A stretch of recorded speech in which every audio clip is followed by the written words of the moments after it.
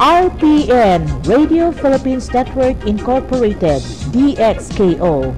1368 sa dial sa inyong radyo. RPN DXKO, ang Radyo Ronda dinhi sa Dakbayan sa Cagayan de Oro. Sibiyahan nga may galaon sa katawhan, andam mo serbisyo sa tanan. Ang RPN DXKO Radyo Ronda sakop sa KBP, kapisanan ng mga broadcaster ng Pilipinas.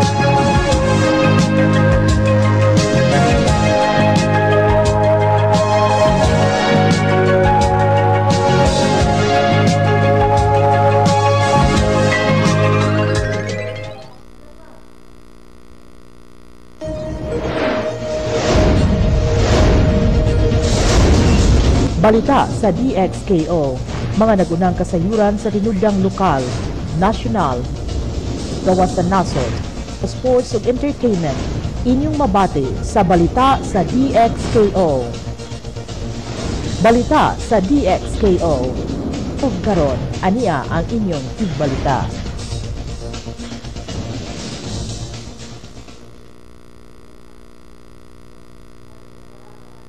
Morning Cagayan de Oro ug Misamis Oriental ani kining hanay sa atong mga balita sa RPN Newswatch Morning Edition pinaagi sa DXKO Radyo Ronda Cagayan de Oro.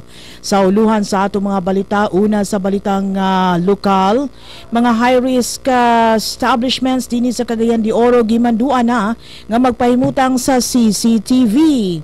Aduna nay panginabuhian ang mga binilanggo sa City Jail.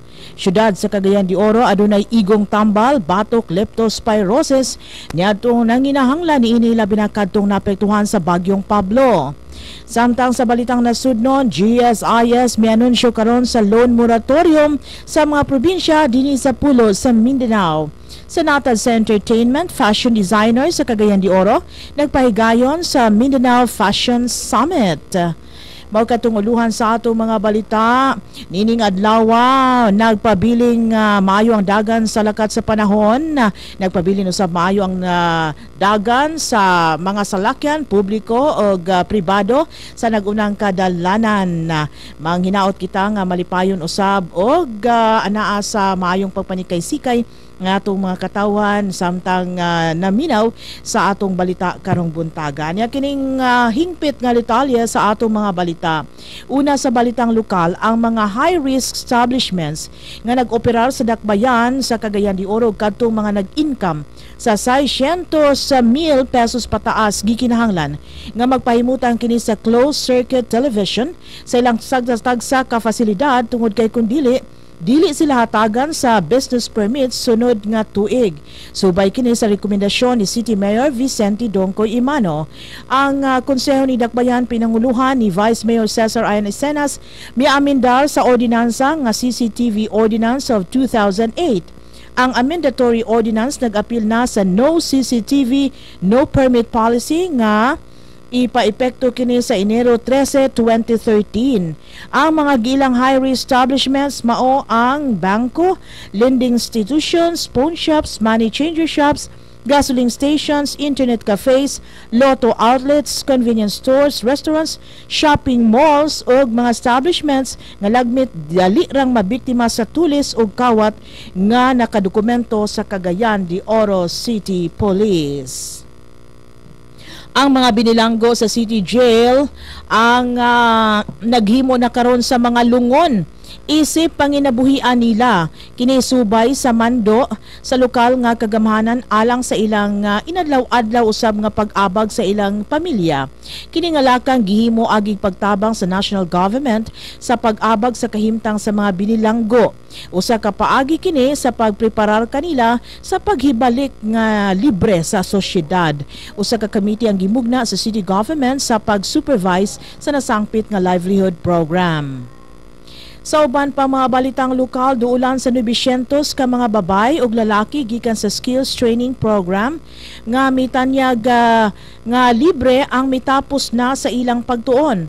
Ubos sa pag-abag sa Technical Education Skills and Development Authority o TESDA, ang mga graduado nakabaton na sa skills sa food processing, massage therapy, bread and pastry production, commercial cooking o dressmaking.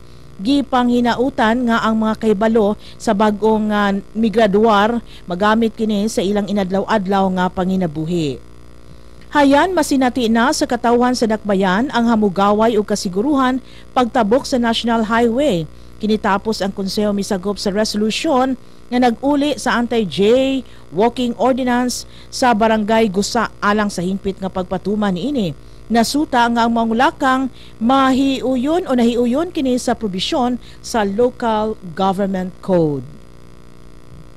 Nanawagan si Consel Dante Paho, ang chairperson sa Health Committee, sa mga nahiagom sa pagbaha sa Bagyong Pablo sa pagbisita gilayon sa health centers o sa City Health Office aron kalikayan ang posibleng pagtakboy sa sakit nga leptospirosis.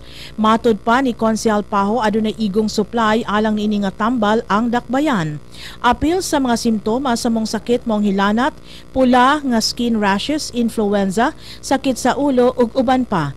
Hinumduman nga misaka ang kaso sa leptospirosis sa dakbayan niadtong paghapak sa bagyong Sendong. Dugang balitang lokal, gipasugdanan ni Mayor Vicente Imano ang pagtukod sa mga bag-ong tunghaan nga nasunog sa May City Central School. Moabot sa 44 milyones ka pesos ang gigahin sa lokal nga kagamanan alang sa mong katuyuan. Gimando sa mayor nga dalion kini aron magamit gilayon ngadto nas mga tinun-an. Sa dili malangan, himuon na ang bidding sa mga traffic lights o closed-circuit TV dinhi sa dakbayan. Ang maong moderno nga mga traffic lights ug CCTV mo kantidad kini sa 93 milyones pesos. Kini sa tinguha nga matabangang mahapsay ang dalan gikan sa bulog sa trafiko, apil na usab nga kapugngan ang krimen nga magapanghitabo matag karon ug unya dinhi sa dakbayan. Kahinom o sigon sa naobserbahan, hilabihan ang kapiot karon o kabisi sa mga kadalanan gumikan sa paspas nga pagtubo sa dakbayan. Walag tuo ang konstruksyon sa mga negosyo guban pang patigayon nahimo na kining sentro karon sa negosyo o sa pagpanarbaho dinhi sa amihanang Mindanao. Mao nga mahinungdanon ra usab nga sa dili malangan hingpit nang ma-modernize ang traffic lights o mapahimutangan na usab kini sa CCTV. Niining kapaskuhan, gipalig-on usab ang pag-monitor karon sa maginsakpan sa kapulisan sa ilang kampanya batok na sa pagbaligya sa mga pyrotechnics o firecrackers. Ilabi na katong way lisensya gikan sa gobyerno. Matod pa ni Police Superintendent Ronnie Francis Cariaga, ang spokesperson sa Police Regional Office 10, nga gawas sa pag-imbargo tukmang kaso usab isang at batok sa mga nagbaligya sa firecrackers o pyrotechnics nga way permiso.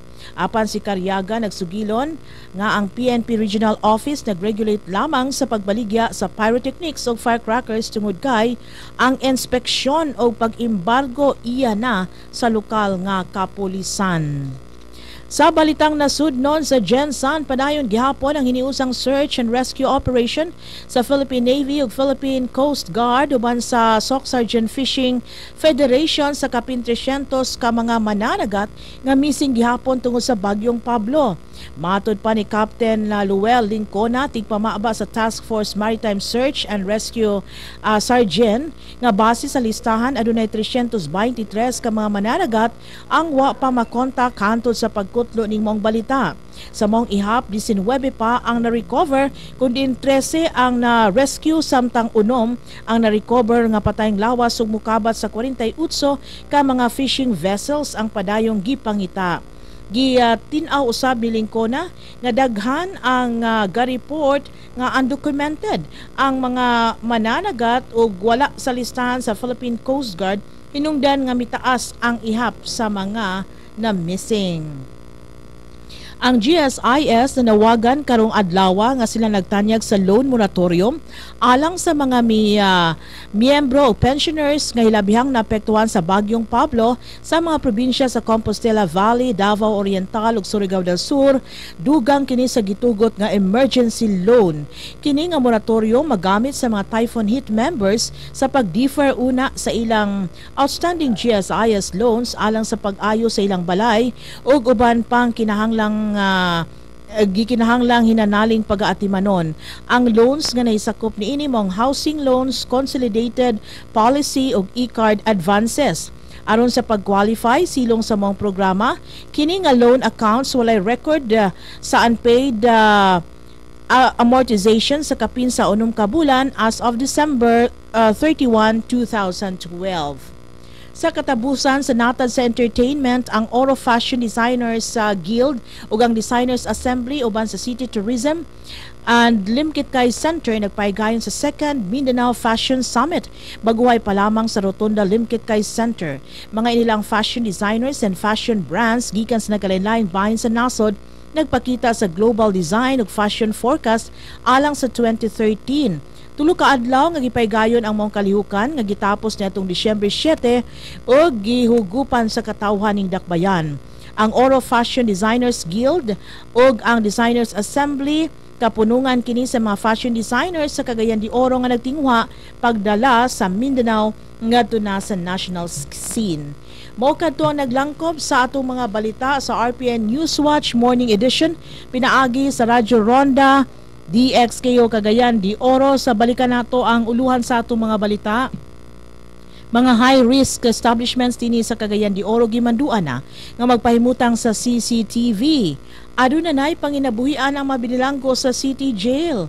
Siyudad sa Cagayan de Oro adunay igong tambal, batok, leptospirosis niadtong mga nanginhanglan ini labi na kadtong naapektuhan sa bagyong Pablo. Sa kauluhan, GSIS may anunsyo sa loan moratorium sa mga probinsya sa pulo sa Mindanao ug sa natad sa entertainment fashion designers sa Cagayan de Oro nagpaygayon sa Mindanao Fashion Summit. Daghang salamat sa inyong pagpaminaw sa ngalan sa kinatibukang puwersa sa RPN DXKO Cagayan de Oro. Ako si Jean Seruihos, maayong adlaw sa tanan.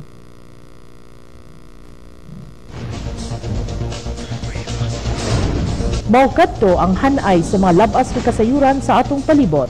Mga balita nga ngayon yung masayran din lamang sa DXKO. Daghang salamat sa inyong pagpaminaw.